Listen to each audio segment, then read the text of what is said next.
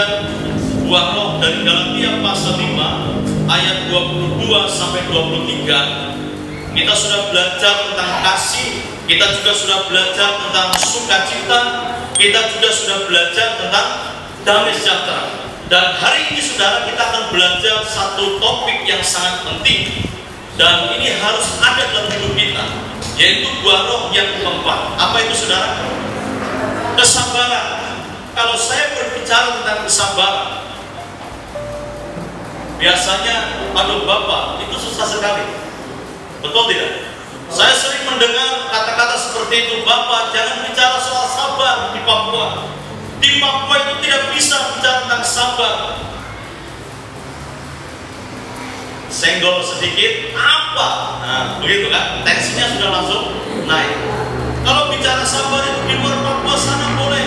Tapi saya mau katakan saudara, firman Tuhan bukan hanya untuk orang di luar Papua. Firman Tuhan bukan untuk orang Papua saja. Amin. Firman Tuhan itu berlaku untuk siapa saja. Mau orang Papua kah, mau orang di luar Papua, firman Tuhan berlaku.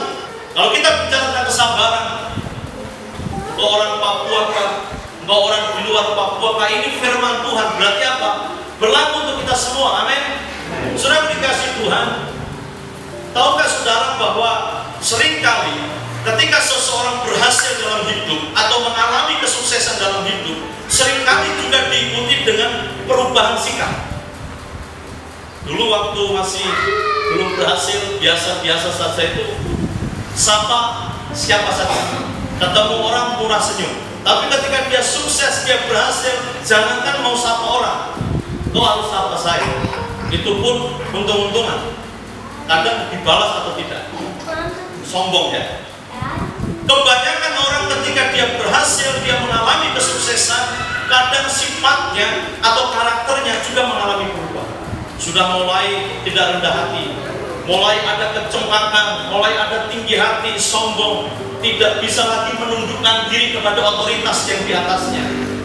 Dan itu seringkali terjadi. Tapi salah satu sifat yang seringkali muncul saudara, ketika orang berhasil, orang sukses, biasanya dia mudah marah. Dia tidak menjadi sabar menghadapi orang. Biasanya apa? Kamu siapa? Saya tidak level dengan kau. Derajat kita sudah beda. Kau siapa? Saudara, saya sering lihat seperti itu. Ada orang-orang, bahkan hamba-hamba Tuhan, yang sebenarnya dia adalah hamba, tapi karena seringkali dia mendapatkan fasilitas, dia seringkali diperlakukan seperti atasan, karena dia menduduki satu posisi yang penting dalam pelayanan saudara. Akhirnya apa? Tidak lagi menganggap orang lain itu setara dengan dia, menyuruh-nyuruh dengan setan sendiri. Tidak lagi menghargai bahwa kamu hamba Tuhan, dia juga hamba Tuhan, hanya beda jabatan saja. Bahkan seringkali kalau ada kesalahan di anak buah, biasanya apa? Bentak, marah, dan marah. Kurang sabar. Saudaraku yang dikasih Tuhan, ini yang harus kita renungkan hari ini. Kenapa buah roh kesabaran itu penting buat setiap kita, saudara? Kalau kita bicara tentang sabar, siapa yang harus kita tiru, saudara? Pertama kali, Yesus. Betul? Tapi ada orang berkata, mana ada Yesus sabar? Di bait Allah dia marah-marah, dia obrak-abrik pedagang-pedagang. Saudara harus mengerti dengan baik. Perhatikan saudara, bagaimana Yesus adalah contoh yang luar biasa dalam hal kesabaran. Dia tidak bersalah, tapi dipersalahkan. Dia dianiaya dan dia tidak membalas. Bahkan ketika dia disalibkan, dia tidak minta untuk orang-orang yang menyalibkan dibunuh. Dia punya kuasa, tapi dia tidak melakukan seperti itu. Tapi justru dia berkata apa? Ampuni mereka, karena mereka tidak tahu apa yang mereka perbuat. Saudara, ini luar biasa. Yesus mau menderita. Semuanya dilakukan hanya untuk saya dan saudara. Dia sabar menerima segala ujian. Dia sabar menerima segala penderitaan. Bagaimana dengan saya dan saudara? Saudara, dikasih Tuhan, kita akan belajar kesabaran. Apa yang dimaksud dengan sabar, saudara? Kesabaran atau sabar dalam bahasa Yunani itu lebih bernuansa seperti ini. jangan marah. Jadi sabar itu berarti berhenti marah atau stop marah, jangan marah. Jadi salah satu ciri dari orang yang sabar, dia bisa mengelola, dia bisa mengendalikan emosinya, dia bisa mengendalikan kemarahannya.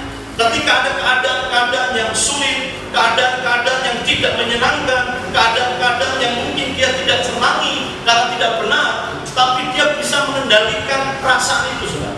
Orang yang sabar, dia tidak meledak-ledak, dia bisa menguasai dirinya, tidak terjerumus dengan kemarahan.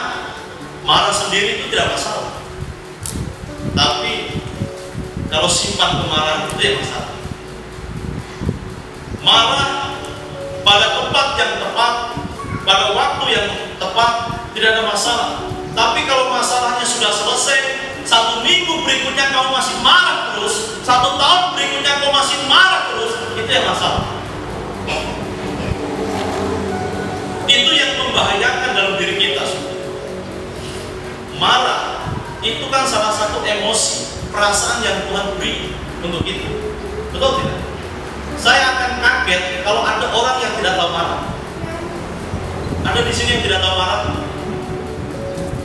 Ada? Biasanya orang yang tidak tahu marah biasanya cepat mati. Ada sesuatu kah, menyenangkan kah, tidak kah, dia masa bodoh, disakiti kah, apa, pokoknya dia simpan saja. Tidur dia simpan, jalan dia simpan, ingat-ingat. Biasanya orang seperti itu cepat mati. Betul, kenapa? Dia tidak bisa mengeluarkan perasaan dengan baik, tidak bisa mengelola kemarahan dengan baik, saudara. Memang kelihatannya orang seperti itu sabar sekali, ya kan? Luar biasa. Disinggung, diam saja. Dikecewakan, disakiti, diam saja. Tapi jangan heran, saudara. Ada orang yang diam saja, tapi keluar dari tempat itu dia tidak diam, tidak bisa tidur, tidak bisa makan. Kenapa dia bilang sama saya begitu? Di depan tidak berani, tapi di luar mau tidur tidak bisa, mau makan tidak bisa, ingat terus. Justru orang-orang seperti itu yang berbahaya. Kenapa? Dia bisa menyimpan kemarahan itu, dan ketika satu waktu itu tidak bisa tertangani. Orang yang seperti itu biasanya habis akal, habis. Dia bisa lakukan segala macam cara. Orang bilang sumbi pendek. Ya. Itu sudah naik darah, emosinya tinggi, kemudian kemarahan meledak-ledak, orang bilang tensi naik. Saudara, orang yang sabar bukan berarti orang yang tidak tahu marah. Alkitab berkata marah itu tidak masalah, yang penting jangan berbuat dosa, jangan sampai matahari. Nah, itu tidak masalah. Tapi ketika kau menyimpan kemarahan supaya kau tunjukkan seolah kau kelihatan sabar di mata orang lain, itu yang bermasalah. Saudaraku yang dikasihi Tuhan, kadang dalam hidup ini kita selalu menghadapi sesuatu yang mengganggu kenyamanan kita, dan respon kita biasanya marah. Ada sesuatu yang tidak menyenangkan, ada sesuatu yang salah. Mungkin kenyamanan kita diganggu, harga diri kita diinjak-injak. Dan saya ingat betul beberapa bulan lalu kita menghadapi situasi itu, saudara. Ketika orang tidak memahami siapa kita di mata Tuhan, kemudian menghina harga diri kita, apa yang terjadi? Demonstrasi terjadi luar biasa. Kemarahan terjadi bukan hanya di Papua, tapi juga di luar Papua, bahkan di luar negeri. Betul tidak? Orang menghina, padahal kita itu ciptaan Tuhan yang luar biasa. Amin. Tidak ada orang bisa berkata bahwa kita ini monyet. Tidak ada. Kita itu adalah ciptaan Tuhan yang spesial. Kita itu mulia. Kita tidak percaya dengan hal seperti itu. Tapi coba bayangkan, ketika harga diri kita diinjak-injak, nilai kita tidak dihargai sebagaimana Tuhan menghargai, biasanya terjadi apa? Kita marah, kita emosi, kita melampiaskan kemarahan kita dengan melakukan apapun yang kita bisa lakukan. Karena dengan cara begitu kita merasa puas. Tapi saya mau katakan kepada setiap kita, saudara, ada satu hal yang penting. Ketika Roh Kudus bekerja dalam diri kita harus memiliki sifat, memiliki buah, yaitu kesabaran. Saya dan saudara punya tanggung jawab yang sama. Siapapun kita harus belajar untuk sabar. Sabar itu bukan miliknya orang Jawa. Sabar itu bukan miliknya orang Manado. Sabar itu bukan miliknya orang mana? Orang di luar Papua. Sabar itu adalah firman Tuhan. Sabar itu adalah perintah dari Tuhan. Kita, saya dan saudara harus belajar untuk sabar. Itu berarti kita orang Papua kah, orang Batak kah, orang mana saja, kita harus lakukan firman Tuhan. Harus belajar untuk hidup sabar. Saudaraku, saya ingin membagikan lebih dalam lagi. Bagaimana setiap kita belajar sabar? Sabar dalam hal apa, saudara? Yang pertama, saudara, kita harus belajar sabar menerima setiap proses yang terjadi dalam hidup ini. Tadi saya sudah katakan bahwa seringkali ketika kita diperhadapkan dengan orang-orang yang tidak menyenangkan, pilihan kita hanya satu, kita menghindar. Kita menjauhi, kita tidak mau membangun komunikasi dengan orang-orang yang menyakiti kita. Betul tidak? Pasti. Tapi kesabaran itu mengajar kita, saudara, untuk tetap mau mengasihi orang yang sekalipun dia tidak menyenangkan kita, sekalipun dia menyakiti kita, tapi kita belajar untuk menerima dia, belajar untuk membangun komunikasi dengan dia. Itulah sabar. Orang yang sabar, dia belajar untuk memaafkan setiap kelemahan. Saudara, orang yang paling tahu siapa kita itu adalah orang terdekat kita. Biasanya istri kita atau suami kita atau anak-anak kita. Jadi kalau istri atau suami kita menjadi cermin buat kita, mengingatkan kelemahan kita, jangan marah, jangan tersinggung. Kenapa? Karena istri atau suami adalah orang yang paling kenal, yang paling tahu siapa kita. Saudaraku yang dikasihi, tapi seringkali ketika kita dikoreksi, kita mudah marah, kita menjadi tidak sabar, kita tidak mau menerima. Oh, siapa koreksi saya? Sebelum kamu ada, saya sudah ada. Kau mau koreksi apa? Nah, seringkali seperti itu, sudah yang kita bangun dalam diri kita. Itu sebabnya kita harus belajar untuk sabar menerima setiap proses yang terjadi dalam hidup kita. Saudara, di Alkitab saya melihat ada seorang yang dipakai Tuhan secara luar biasa yang bernama Musa. Tapi sebelum Musa dipakai Tuhan untuk memimpin bangsa Israel keluar dari Mesir menuju ke tanah perjanjian, saudara, apa yang terjadi dengan Musa? Kalau saudara membaca dalam Alkitab, Musa dipersiapkan Tuhan secara luar biasa, bahkan melalui setiap ujian-ujian proses hidup yang cukup panjang. 40 tahun dia ada di Mesir. Dia hidup dalam budaya Mesir, dia hidup dalam penyembahan-penyembahan tradisi Mesir. Dia juga dibesarkan sebagai anak angkat Firaun. Meskipun dia hidup di tengah-tengah orang Mesir, tapi dia tidak lupa siapa dirinya, bahwa dia tetap adalah orang Yahudi. Itu sebabnya kalau saudara perhatikan, ketika dia melihat ada orang Mesir yang sedang mengganggu orang Yahudi, apa yang dilakukan?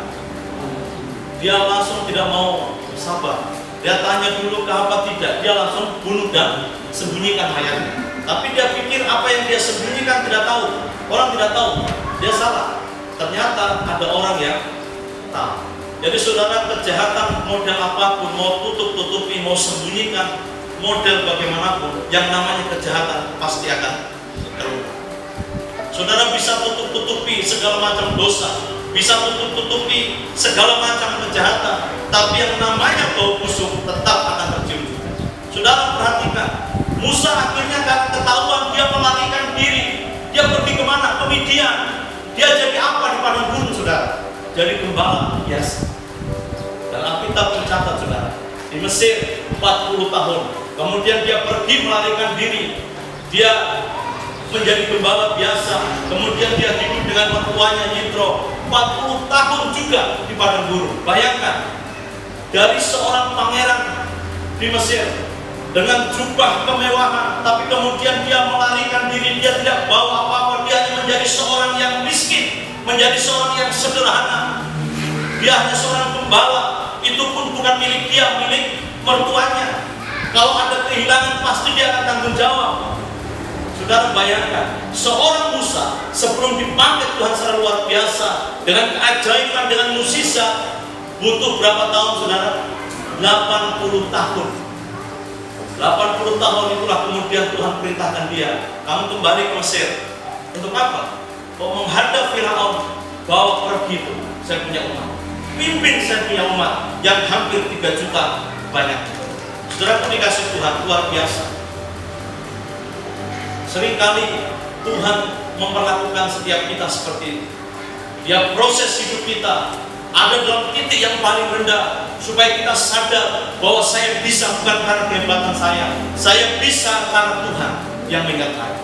Saudara dikasih Tuhan, itu sebabnya saya mau katakan, kalau hari ini Tuhan izinkan segala sesuatu yang berat terjadi dalam hidupmu, segala sesuatu yang sulit, kesukaran, pergumulan, masalah, tantangan hidup, ketahuilah saudara bahwa Tuhan sedang mempersiapkan saudara untuk sesuatu yang lebih baik lagi ke depan. Amin.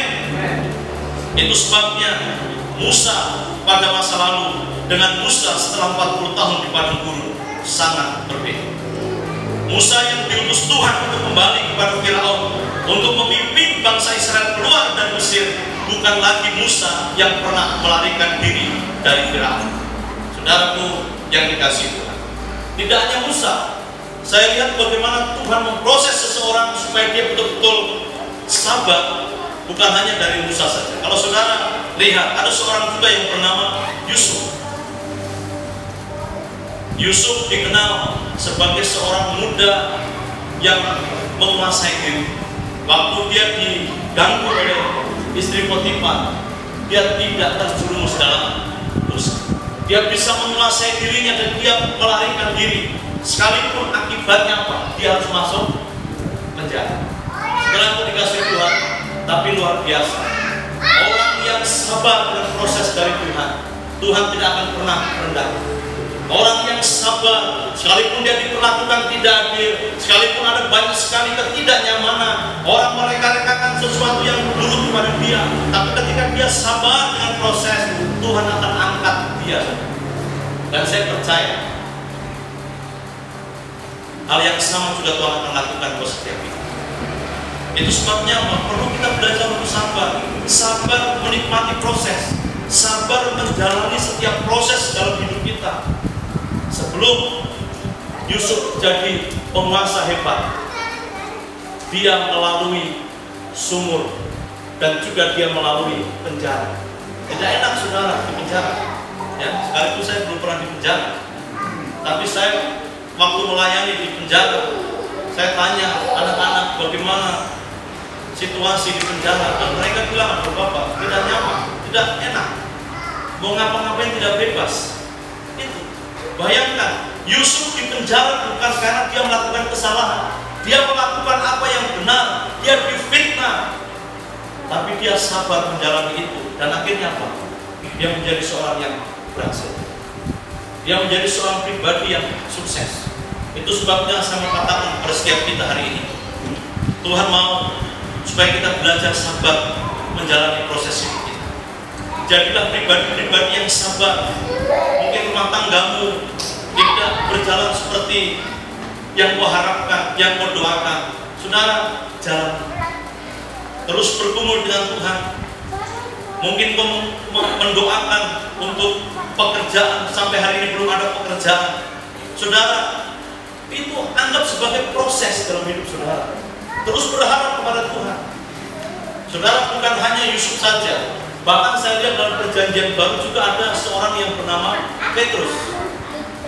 Saya mengamati seorang yang bernama Petrus. Petrus ini orang yang punya iman luar biasa, tapi dia juga sosok pribadi yang tidak stabil. Pernah ketika Yesus berjalan di atas air, Petrus yang dengan semangat, dengan iman, dia bilang apa? Kalau memang engkau itu Tuhan, suruh saya jalan juga. Kok jalan sudah? Akhirnya apa saudara? Petrus berjalan, dia berjalan di atas air sama seperti Yesus. Tapi kemudian apa? Dia mulai takut, ada angin di situ, kemudian dia mulai tenggelam.